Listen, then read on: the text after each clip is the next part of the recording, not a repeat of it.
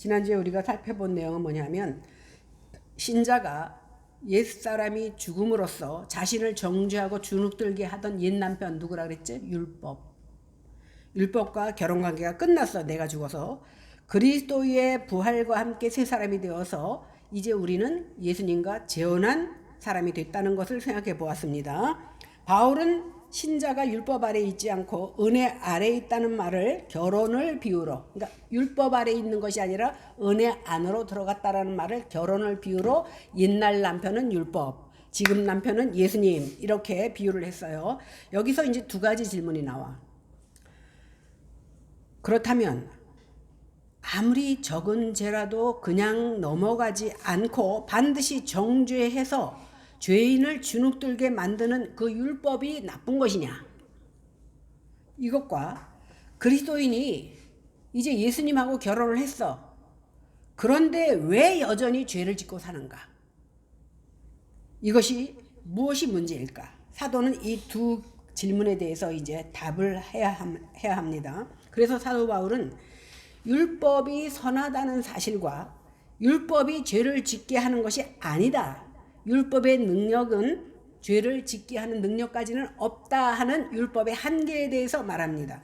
이 맥락에 사도는 율법이 나빠서가 아니라 인간 안에 있는 기만적이고 가공할 만한 죄성이 문제라고 이제 지적합니다. 그러니까 사도 바울은 자칫 율법에 대한 모든 화살의 방향을 돌려서 그 화살을 맞아야 할 대상은 율법이 아니라 뭐라고요? 내 속에 있는 죄다. 이렇게 말하고 있는 겁니다. 그래서 본문은 율법의 선함과 함께 죄의 무서운 그런 실상을 보여줍니다. 우리가 여기서 보게 되는 율법과 죄의 관계는 이렇습니다. 율법은 죄를 드러내고 죄는 율법을 악용한다. 이 말씀을 기억하시면서 오늘 말씀을 들으시기 바랍니다. 7절 보겠습니다. 시작. 그런즉 우리가 무슨 말을 하리요? 율법이 죄냐? 그럴 수 없느니라. 율법으로 말미암지 않고는 내가 죄를 알지 못하였으니 곧 율법이 탐내지 말라 하지 아니하였더라면 내가 탐심을 알지 못하였으리라. 오늘 본문이 뭐라고 시작합니까? 그런즉 율법이 죄냐? 그죠?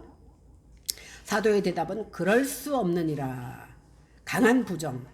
율법은 죄가 아닙니다. 율법의 근원은 하나님이시고 하나님이 주셨고 하나님은 거룩하심으로 율법도 거룩합니다. 문제는 율법이 아니라 죄를 가진 인간이 문제라는 겁니다. 율법은 죄를 만드는 것이 아니라 죄를 깨닫게 하는 거울이요 안경이에요.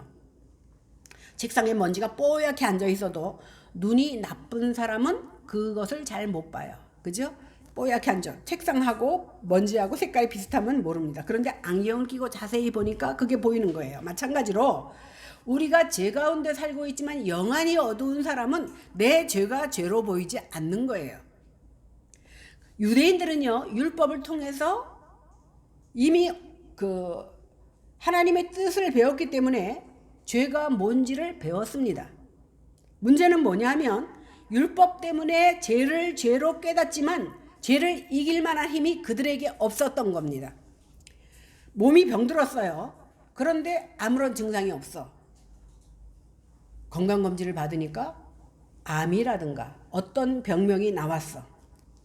검사에서 병이 드러나듯이 우리의 죄를 드러내는 역할을 하는 것이 바로 율법이라는 거예요. 그러니까 율법이 없으면 죄가 없다라는 말은 틀린 말입니다. 왜? 아담으로부터 모세의 율법이 주시기까지 죄는 세상에 있었습니다. 율법이 없는 이방인들도 양심의 가책을 받았고 무엇이 옳은지 그른지에 대한 판단을 할 수 있었다라는 겁니다. 이제 바울은 내 이웃의 것을 탐내지 말라는 10계명의 10번째 계명을 가지고 이제 설명합니다. 살인을 하면, 도둑질을 하면 이것은 행동으로 나타납니다. 그런데 탐심은 내가 저기에 있는 뭔가를 갖고 싶어, 저 사람의 것을. 그거 내가 말하지 않으면 그 사람이 알아요? 몰라요? 몰라요. 이것은 마음의 죄이기 때문에 겉으로 드러나지 않습니다. 바울은 하나님의 계명을 통해서 우리의 내면이 얼마나 죄가 가득한지를 비춰줍니다. 그래서 야고보서 1장 15절에 욕심이 잉태한 즉 죄를 낳고 죄가 장성한 즉 사망을 낳느니라는데, 여기서 나오는 욕심이 오늘 십계명에 나오는 탐심과 똑같은 원어의 단어를 가지고 있다는 거예요. 그러니까 모든 죄의 근원이 어디야? 탐심, 곧 마음에서부터 비롯된다라는 겁니다. 여기서 사도가 말하고자 하는 것은 율법은 죄가 아니고 죄를 드러낸다. 문제는 율법이 아니다, 죄다. 이걸 말하고자 하는 거예요. 우리도 말씀을 가까이 해야만이 내 자신의 문제가 무엇인지를 깨닫게 되고 내 죄가 분명히 보여집니다. 이처럼 죄를 깨닫는 것이 은혜의 시작입니다. 죄를 깨달았으면 예수 그리스도 앞으로 나와서 회개하는 것이 중요합니다.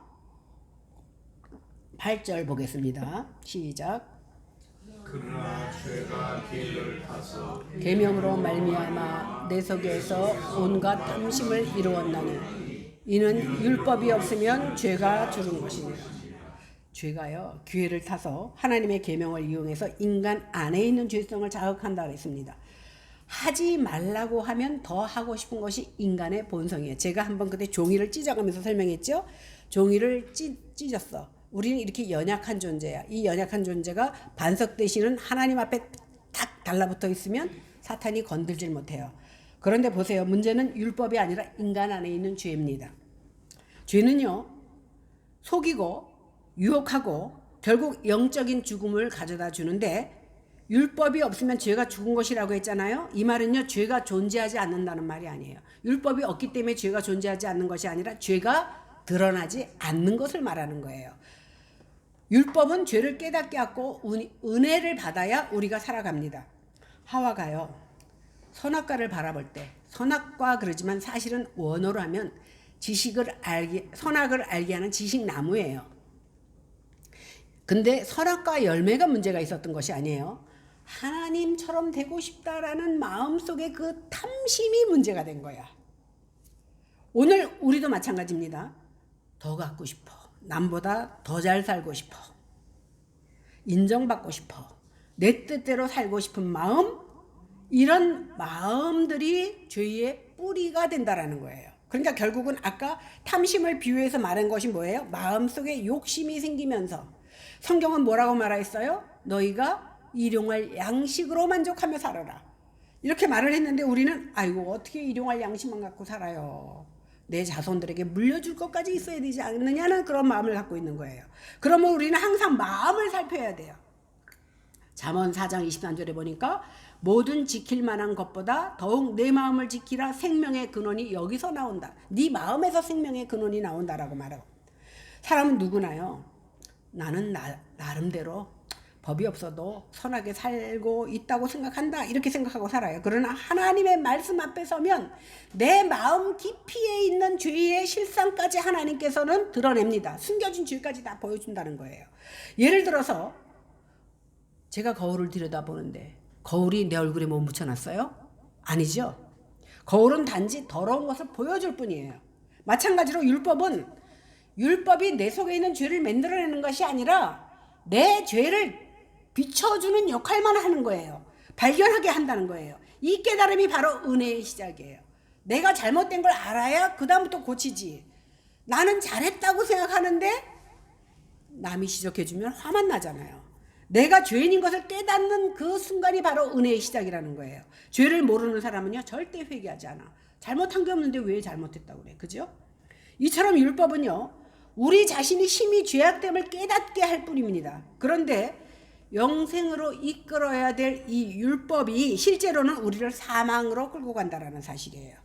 죄는 율법으로 기회를 타서 사람으로 하여금 죄를 짓게 해. 사망에 이르게 해요. 결국은 죄가 율법을 이용하는 거예요. 참 머리 좋은 사람들은요, 법망을 살살 피해가면서 죄 짓잖아요. 마찬가지야. 9절 보겠습니다. 시작. 너네 율법을 깨닫지 못했을 때에는 내가 살았더니 계명이 이름에 죄는 살아나고 나는 죽었더라. 여기 우리가 가지고 있는 성경에서는 전에 율법을 깨닫지 못했을 때에는 이렇게 번역했는데, 원래 헬라어는 뭐라고 돼 있냐면 율법이 없이 이렇게 돼 있어요. 그러니까 율법이 없는 상태에서 나는 살았어. 법이 없으면 내 마음대로야.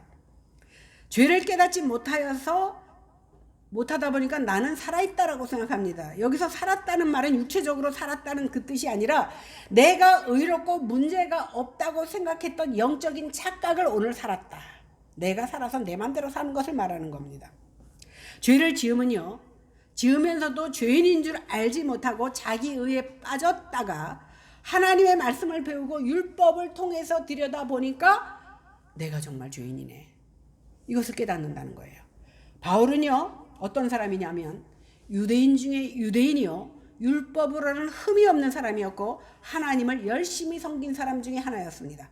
그는 당연히 하나님 앞에 인정받는 사람이라고 스스로 생각했어요. 그런데 그것은 죄를 깨닫지 못한 상태였기 때문에 그렇게 생각했다는 거예요. 내가요, 교회를 저 보니까 65년을 다녔네. 교회 오래 다녔다고 자랑해요. 내가 봉사를 많이 했다고 자랑합니다. 난 직분자야, 장로야, 목사야, 권사야. 나는 남보다 착하게 살았다. 하나님 앞에 이런 것들이 나를 의롭게 만들어주지 못한답니다. 그러나 하나님의 말씀이 임하면 도리어 내가 하나님의 법을 지키지 못하고 완전히 실패한 인생이라는 사실을 깨닫는 거예요. 이게 바로 은혜인 거예요. 이것이 죄는 살아나고 나는 죽었다라는 뜻이에요. 여기서 나는 죽었다라는 말은 도덕적인 실패와 절망과 그리고 율법의 순종이라는 행위로 나를 구원하지 못하는 현실을 드러내는 말이에요. 사도 바울이요, 율법 남편과 사는 동안에 우리는 끝없이 남편의 요구를 들어주려고 엄청 애를 썼어. 그러다 보니까 나는 나름대로 성공하면서 살았어. 왜? 그 율법을 될 수 있으면 맞추면서 살았어. 주일 지키라니까 주일 지키고 11조 지키라니까 헌금하라니까 헌금하고 봉사하라니까 봉사하고, 야, 이 정도면 나 정도면 됐을 거야 라고 스스로 만족하고 살았습니다. 그러나 율법의 진정한 의미를 깨닫고 나자 아이고, 내가 지킨 것은 하나도 없네. 나는 죄투성이구나. 나는 괜찮은 사람인 줄 알았더니 괜찮지 못한 사람이구나. 이걸 알게 되고 율법 아래에서는 내 죄가 완전히 드러나다 보니까 율법 앞에서 나는 숨을 쉴 수도 없을 만큼 죄인이라는 사실을 깨닫게 됩니다. 이것이 죄는 살아나고 나는 죽었다라는 뜻입니다. 이렇듯 빛이 비치면 먼지가 보이는 것처럼 말씀이 들어오면 우리의 숨겨진 모습이 드러납니다. 하나님의 말씀은 우리의 깊은 곳까지 비춰주셔서 내가 죄인됨을 알게 된다는 겁니다. 그러니까 계명은요, 그 율법은 죄를 만드는 것이 아니라 이미 있었던 죄를 보여주는 것, 드러내는 것이에요. 없었던 것을 만드는 것이 아닙니다. 마치 건강검진이 병을 만드는 것이 아니라 병을 발견하는 것과 똑같습니다. 그런데 죄를 깨닫는 것은 절망이 아니라 은혜의 시작이에요. 내가 죄인임을 깨달았을 때 비로소 우리는 하나님의 자녀로서 살아갈 수 있다는 겁니다. 왜냐하면 자신의 죽음을 인정하는 사람만이 예수 그리스도의 생명을 찾게 됩니다. 자신이 죄인임을 인정하지 않는 사람은요, 절대 구원자를 찾지 않아. 그러나 나는 하나님 앞에서 죄인입니다라고 고백할 때 그때부터 십자가의 은혜가 필요해집니다. 예수님은 죄인을 찾으러 오셨습니다. 누가복음 5장 32절에 보니까 내가 의인을 부르러 온 것이 아니요 죄인을 불러 회개시키러 왔다. 우리가 완전한 자라면 예수 믿을 필요 없어요. 누가 저한테 그런 말을 하더라고. 목사님한테 당해서 더 이상 교회 안 나간대. 근데 목사는 누구예요? 똑같은 죄인이야. 의인은 없나니 하나도 없다 했어.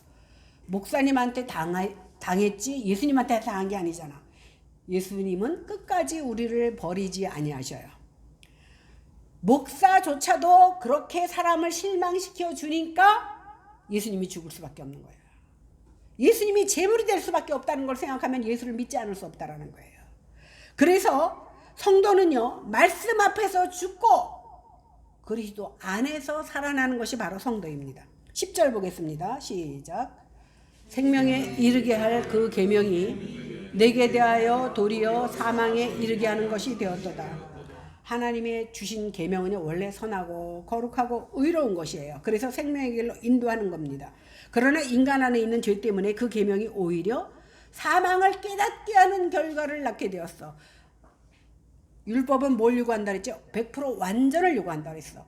지키려고 했는데 지킬 수가 없네. 어느 순간에 내가 저 사람을 미워해. 그러니까 성경이 뭐라 그래요? 네 마음에 미움이 있다면 그것이 살인한 것이다 그랬어. 아니 그러면 나는 이미 살인했네. 그죠? 사람의 판단과 하나님의 판단이 틀려요. 내가 저 사람을 미워하는 순간 나는 그 사람을 죽였어요. 그러니까 하나님의 법을 못 지켰어. 그러면 율법에 비춰보니까 나는 죄인이구나. 가망이 없구나. 이걸 깨닫게 되는 거예요. 그러니까 내가 죄인임을 깨달으면 뭐예요? 죄는 사망을 가져다 준다 했잖아. 그래서 결국은 계명이 나를 살리는 게 아니라 나를 오히려 죄를 깨닫게 해서 나를 사망으로 인도하는 결과를 가져왔다라는 거예요. 하나님의 말씀과 계명은 사람을 억누르기 위해서 준 것이 아니에요. 하나님은 우리를 사랑하시기 때문에 가르쳐 줬어요. 부모가 다 큰 자녀에게도 뭐라 그래? 야, 길 조심해라. 뭐 조심해라. 야, 더운데 너 나가지 마라. 왜 그래요? 우리를 자유를 억압하려고 그러는 거예요? 아니잖아. 우리를 사랑하기 때문에 그러는 거예요. 하나님도 똑같다라는 거예요. 하나님은 우리를 살리기 위해서 말씀을 주셨다는 거예요. 오늘 그래서 시편 19편 7절에 보니까 여호와의 율법은 완전하여 영혼을 소생시킨다 이렇게 말씀했습니다. 이렇듯 하나님의 말씀 안에 생명이 있습니다. 그러나 죄는 하나님의 선한 말씀을 이용하여 인간을 정죄합니다. 의사가요, 병을 발견해서 내게 알려준 것이 의사 잘못입니까? 의사가 병을 만들었어요? 아니잖아. 병이 문제인 거예요. 마찬가지로 율법은요, 우리의 죄를 드러내는 거예요. 네가 어디가 잘못됐다는 걸 보여주니까 율법을 향해서 주먹질을 해. 의사가 당신 여기 나빠. 거짓말하지 마. 의사가 병을 만들어준 것처럼 우리가 미워해서는 안 된다라는 거예요. 병이 문제인 거예요. 죄가 문제인 겁니다. 이렇게 율법 앞에 서면 인간은 자신의 부족함을 발견하고 고개 숙일 수 있어야 돼요. 내가 부족하다는 것을 깨달았을 때 우리는 비로소 그러면 어떻게 살아야 되느냐? 난 갈 길이 죽음밖에 없어. 그러면 살아야 되잖아요. 어떻게? 예수님 앞에 나와야 돼. 율법이 우리를 구원하지 못하지만 율법은 구원자 예수께로 인도하는 역할을 한다는 거예요. 그래서 율법 앞에서는 우리가 죄인으로 드러나지만 십자가 앞에서는 용서받은 하나님의 자녀가 됩니다. 우리는요 다 죄인이에요. 여러분들 칭의에 대해서 제가 말씀드린 적 있잖아요. 5장에서 칭의가 뭐라고 했어요? 의롭다 칭함받는 거. 여러분 의롭다고 칭함받았지 우리가 의인은 아니에요. 우리는 용서받은 죄인이야. 그것이 칭의예요. 우리는 죄인으로 드러났지만 십자가로 용서받은 죄인인 겁니다. 그래서 하나님의 자녀가 되었습니다. 그러므로 우리의 노력으로 생명을 얻은 것이 아니라 예수의 은혜로 새 생명을 얻은 거예요.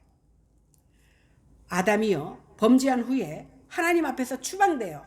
그래서 결국 사망에 이르게 된 겁니다. 그런데요 그의 후손인 우리도 아담의 불순종으로 인해서 사망에 있던 것처럼 우리도 사망의 지배하에 들어가게 되었습니다. 만일요 아담이 그때 하나님의 말씀에 순종했다면 생명나무에 그 낙원 동산 맨 중앙에 생명나무가 있는데 그것은 건들지 말라고 그랬어요. 그런데 선악과를 따먹자 하나님은 아담과 하와를 쫓아냈어요. 왜 그런 줄 아세요? 죄를 지면 어떻게 사망해야 되잖아요. 죄진 상태로 생명나무를 먹게 되면 영원히 죄진 상태로 영원히 살아야 되는 거예요. 지옥 가는 모습으로 영원히 살아야 되는 거예요. 그래서 하나님께서는 죄악된 모습으로 그냥 열면 돼요. 죄악된 모습으로 살게 하지 않으려고 우리를 낙원에서 쫓아내신 거예요. 그래서 죄진 모습으로 생명나무를 건들지 않도록 우리에게 배려하신 겁니다. 죄가 없었다면요 계명은 하나님과의 관계 속에서 우리를 생명에 이르게 했을 거예요. 수고하고 힘들지 않아도 낙원 속에는 우리가 수고하지 않아도 가질 수 있는 모든 것을 다 가질 수 있었지만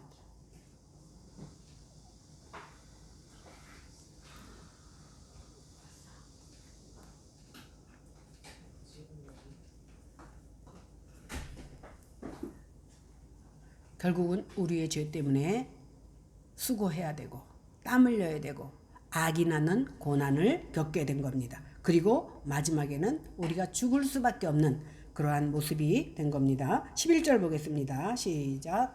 죄와 죄를 가서 계명으로 말미암아 나를 속이고 그것으로 나를 지켰는지라. 죄는요, 기회를 노리다가 사람의 마음속에 약한 부분을 타고 들어옵니다. 물질에 약한 사람은요, 물질로 시험합니다. 권력에 약한 사람은 권력으로 시험합니다. 이성에 약한 사람은 이성으로 유혹합니다. 죄는요, 하나님보다 자기 자신을 믿는 그런 사람을 항상 노립니다. 하나님, 나는 하나님이 없으면 잠시도 살 수 없습니다라고 기도로 매달리는 사람을 접근하지 못해요. 그런데 하나님 없어도 나는 여지껏 살았어요. 주먹이 나를 구원해 주지 무슨 구원, 이렇게 말하는 사람을 사탄이는 노린다라는 거예요. 에덴 동산에서 뱀이 하와를 속인 것처럼 죄는 지금도 사람을 속여서 멸망으로 이끕니다. 여기 속아 넘어가는 것 좋아할 사람 하나도 없어요.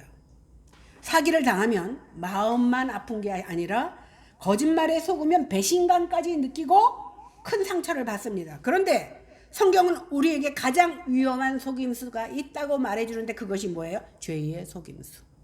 죄가 우리를 속이는 거예요. 죄는 처음에 달콤하게 다가옵니다. 결국 사람의 영혼을 죽음으로 이끕니다. 율법은 선한 것이지만 인간을 폭군처럼 다스리는 사망의 굴레 안에 가두는데, 제가 말했죠? 우리가 옛날에는 죄가 우리의 왕노릇했다 그랬어요. 죄가 왕이면 우리 뭐야? 노예잖아. 그러니까 우리를 폭군처럼 막 다스려. 그런데요, 그래갖고 결국은 사망의 굴레 안에 가둬두는데, 아이러니하게도 하나님의 계명과 율법을 통해서 그런 기회를 찾는다는 거예요. 계명이 주어지자 그것을 교묘하게 활용해서 사람을 속이고 죄를 범하게 만들어서 사망에 이르게 합니다. 여러분, 이단이요, 왜 이단인 줄 알죠? 끝이 조금 다른 게 이단이야. 우리랑 완전히 달라. 우리는 불교 가지고 그냥 불교라고 그러지 기독교 이단이라고 생각하지 않아요. 그런데 하나님을 똑같이 믿어. 예수님도 찬양해. 그러면서도 우리가 찾아내지 못하게 조금 틀리게 한 것, 그것이 바로 이단이에요. 그래서 우리가 조심해야 되는 거예요. 여기 참기름 있고 들기름이 있으면 나는 들기름 필요하면 들기름 사야 되고 참기름이 필요하면 참기름 사야 돼. 근데 참기름에다가 뭐를 잘 섞어 놓으면 우리는 들기름이라고 생각하지 않고 참기름이라고 사는 거예요. 마찬가지예요. 이렇게 죄도 무엇을 이용한다고? 하나님을 이용해서, 계명을 이용해서 우리를 속이고 죄를 범하게 만든다는 거예요. 창세기에 보면 뱀이 하와에게 다가와서 처음으로 한 것이 뭔지 아세요? 하나님의 말씀을 의심하도록 만들었어. 하나님이 정말로 너희에게 동산 모든 나무의 열매를 먹지 말라 그랬느냐? 죄는요, 과감하게 하나님까지 들먹이면서 유혹합니다. 오늘도 죄는 내가 갖고 싶어하는 것 줄 것처럼 내 자존심 치켜 세워주면서 내가 두려워하는 것, 내가 좋아하는 것, 그것을 통해서 역사한다는 사실이에요. 그래서 성경 에베소서 4장 27절에 뭐라고 말합니까? 마귀에게 틈을 주지 말라.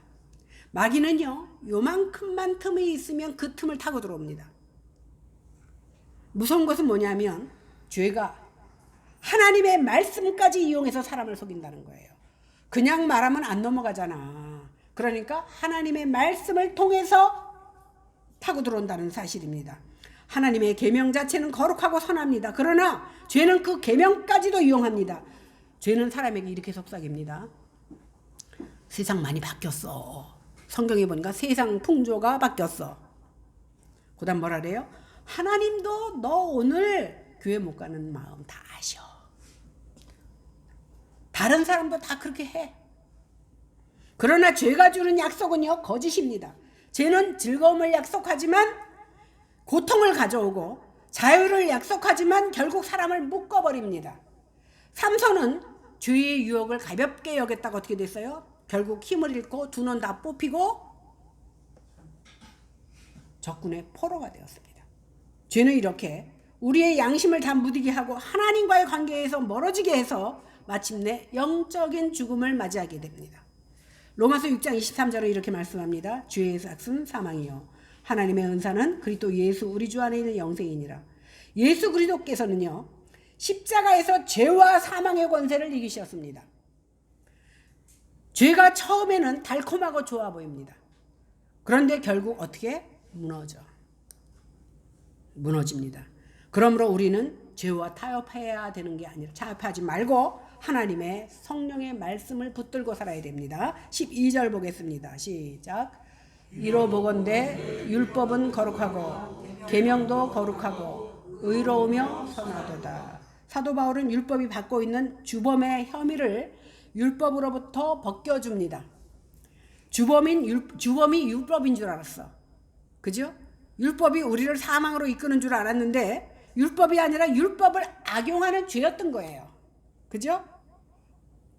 그러므로 사도는 이제 율법은 거룩하고 계명도 거룩하고 의로우며 선하다라고 선언합니다.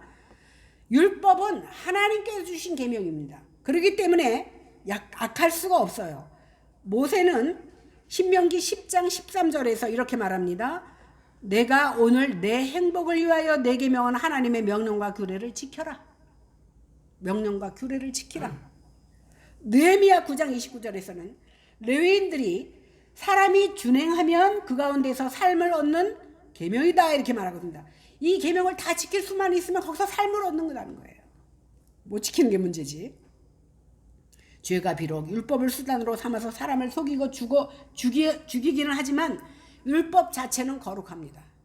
법이 나빠서 우리가 죄 짓는 거 아니잖아요. 그죠? 법은 우리의 죄를 비춰줄 뿐이에요. 이처럼 하나님의 계명은 의로우셔서 사람을 공평하게 대합니다. 또 하나님의 계명은 선하십니다. 율법이 남편인 것이 문제가 아니었어요. 지난주에 우리가 율법이 남편인 것을 배웠잖아요. 율법이 남편인 것이 문제가 아니라 아내가 죄인인 것이 문제였어. 그죠? 율법이 나쁘다 못 살겠네 숨 막혀서 못 살겠네 했더니 율법이 나쁜 게 아니라 죄를 가지고 있는 내가 나쁜 거였어. 율법은요 죄를 알게 하는 하나님의 기준일 뿐입니다. 사람을 죽이는 것은 율법이 아니라 뭐예요? 죄예요. 만약에 율법이 우리를 죽인다면 율법의 결국은 사망이니라 이래야 되는데 죄의 싹은 사망이다 이렇게 말하고 있잖아요. 그렇기 때문에 우리는 율법이 아니라 하나님이 주신 은혜를 의지해야 됩니다. 죄인의 딜레마는요 이 거룩하고 의롭고 선한 남편인 율법에서 벗어날 길이 없었던 거예요.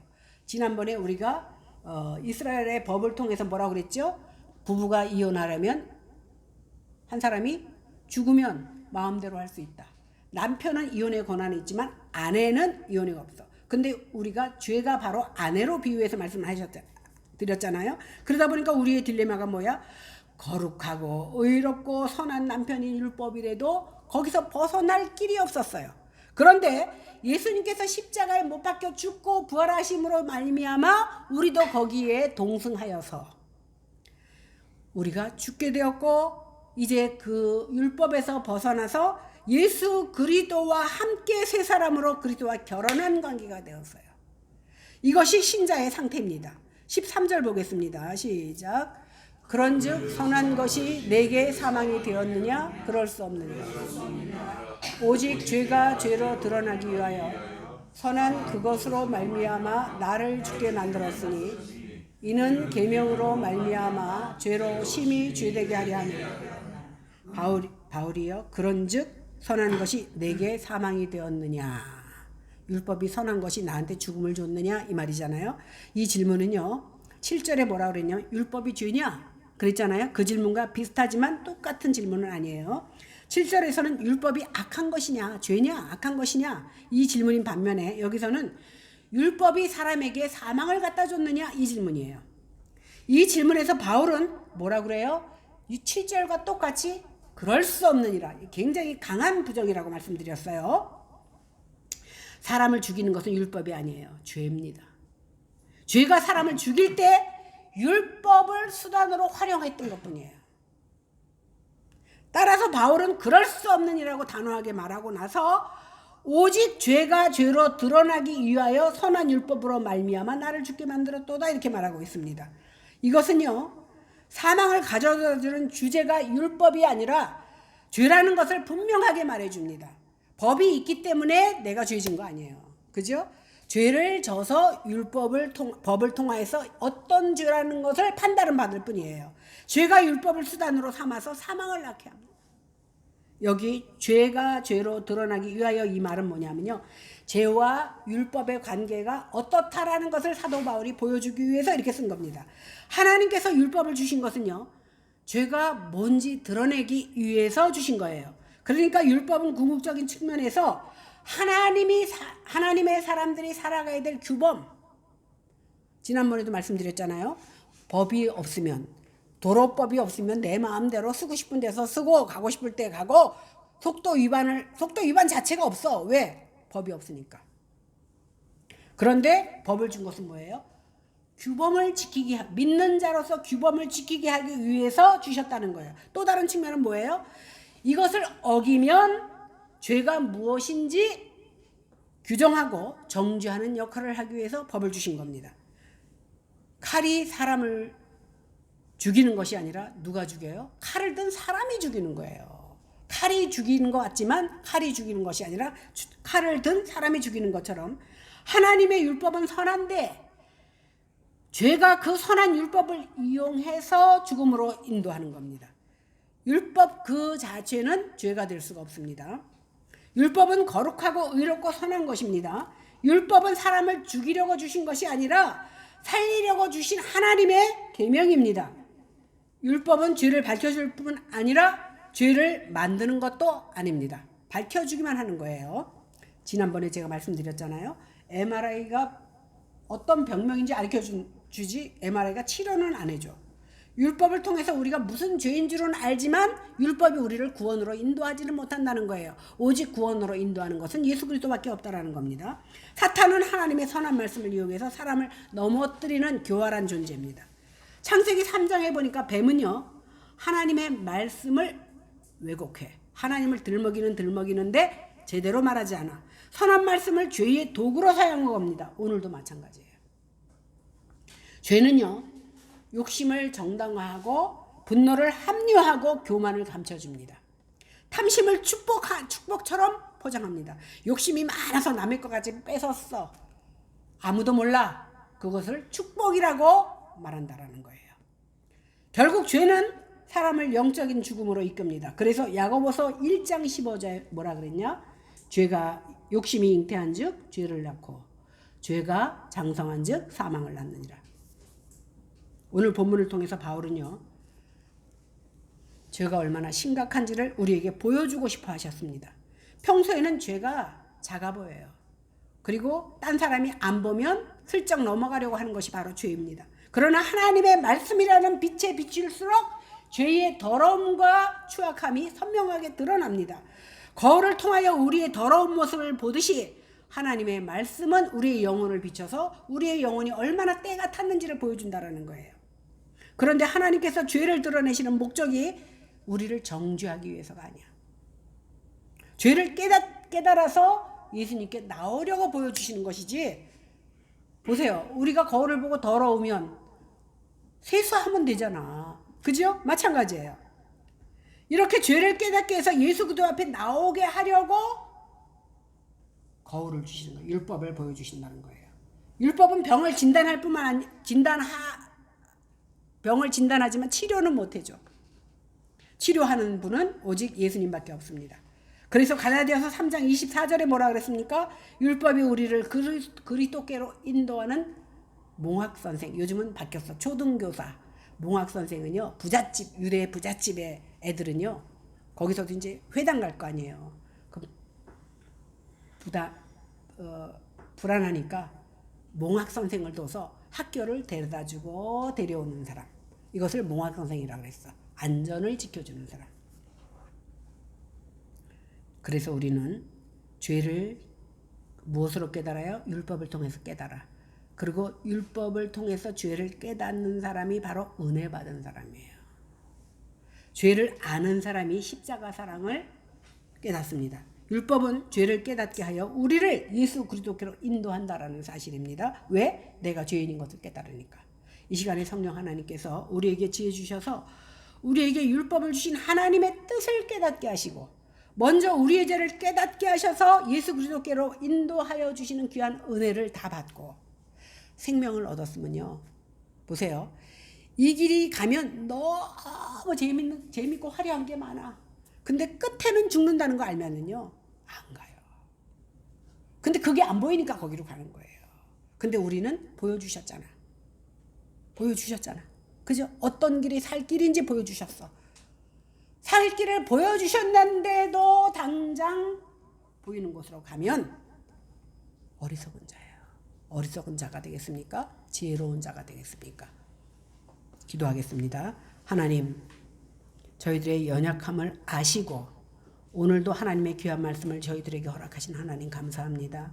이 말씀이 깨달아지는 은혜를 허락하여 주시고 믿음은 들음에서 난다고 하셨사오니 말씀을 들음으로 우리의 믿음이 자라게 하셔서 하나님을 찬양하는 저희들 다 되게 도와주시옵소서. 예수님 이름으로 기도했습니다. 아멘.